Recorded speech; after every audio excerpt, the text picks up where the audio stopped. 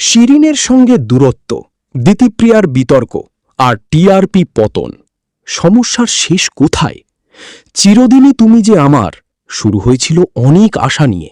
ভিন্নধর্মী গল্প, রোম্যান্স আর রহস্য সবই ছিল, কিন্তু এখন এই ধারাবাহিকের পরিচয় হয়ে দাঁড়িয়েছে শুধু বিতর্ক।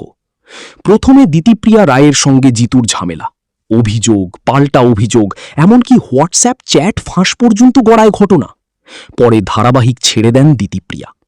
তারপর নতুন অপর্ণা হয়ে আসেন শিরিন পাল। শুরুতে জিতু আর শিরিনের বন্ধুত্ব বেশ ভালোই ছিল, কিন্তু এখন সেই সম্পর্কেও নাকি ফাটল ধরেছে।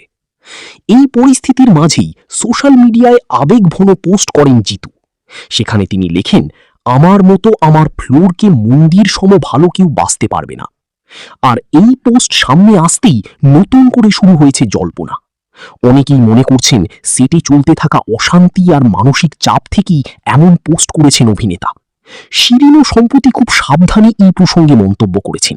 তিনি স্পষ্ট কিছু না বললেও তার কথায় সম্পর্কের দূরত্বের ইঙ্গিত মিলেছে বলেই মনে করছেন অনেকেই। তবে এই সমস্ত বিতর্কের মাঝেও জিতুর ভক্তরা এখনও অভিনেতার পাশে রয়েছেন। তাদের দাবি,